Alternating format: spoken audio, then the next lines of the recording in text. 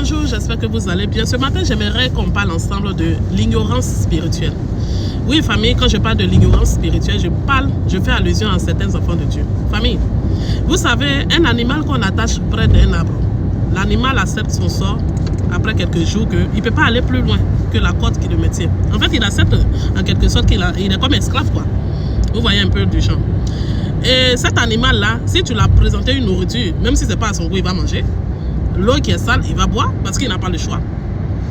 Et même lorsque tu reviens et que tu détaches cet animal, après quelques jours dans son sort, l'animal, mentalement, il pense qu'il est toujours attaché. Souvent même, on essaie même de le pousser comme ça pour qu'après quelques temps, après, il se rend compte que donc je suis détaché, hein, je peux faire comme les autres.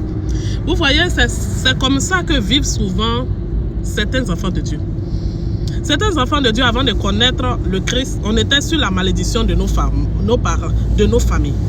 Lorsque, dès l'instant qu'on acceptait le Seigneur Jésus-Christ comme Seigneur et Sauveur et qu'on marche dans sa loi, la puissance du salut brise les jungles de la malédiction générationnelle de nos familles. Mais on ne s'en rend pas compte. On est là, on vit toujours limité, on vit toujours au crochet des autres, on vit toujours c'est-à-dire dans la frustration. Quand on parle, non, c'est la malédiction de nos parents. Famille, j'aimerais te dire que la malédiction générationnelle n'est plus à l'heure du jour. Ça ne te concerne plus. Tu es libéré. Maintenant, ce qui te condamne maintenant, c'est ton mental. C'est ta manière de penser. Oui. C'est toi-même ce que tu as mis dans toi là. Hein? C'est-à-dire, c'est la résolution que tu t'es prise sur toi-même là. Hein? C'est ce qui fait que tu vis comme ça encore. Sinon, la malédiction là, il y a longtemps que ça a été brisé. Famille, j'aimerais te dire ici que on va rentrer dans une nouvelle année. Peut-être que tu ne savais pas. Mais je t'invite à réinitialiser ton état de pensée, ton esprit, ton mental. Afin que cette année qui vient là, cette grâce nouvelle que Dieu va t'offrir, que la déception de cette année 2023, le recul, la frustration, la honte, l'humiliation, la déception ne t'accompagne pas. Que tout ça reste en cette année 2023. Oui, ce mois de décembre là, chaque pas qu'on va faire, que chaque pas fait tomber tout ce qui est masque de frustration, de la pauvreté, de limitation, tout ça, ça doit rester ici en cette année 2023. Afin que cette année 2024 qui va commencer là, que ce soit une année de joie, de paix, d'accomplissement, de victoire, de réussite pour toi au nom de Jésus. Famille, mais avant ça là, cela ne peut pas arriver si tu ne réinitialises pas ton état d'esprit.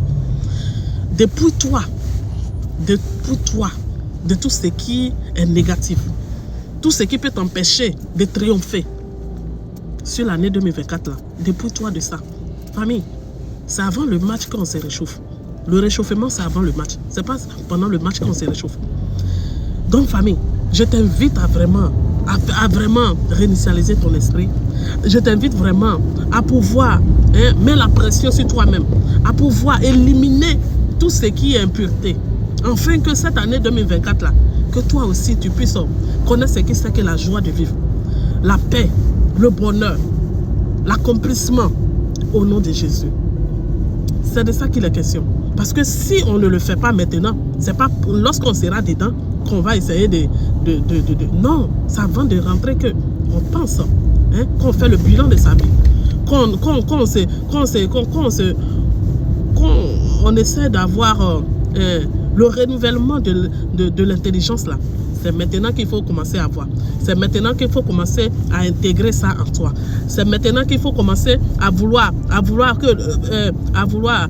des choses nouvelles pour la nouvelle année.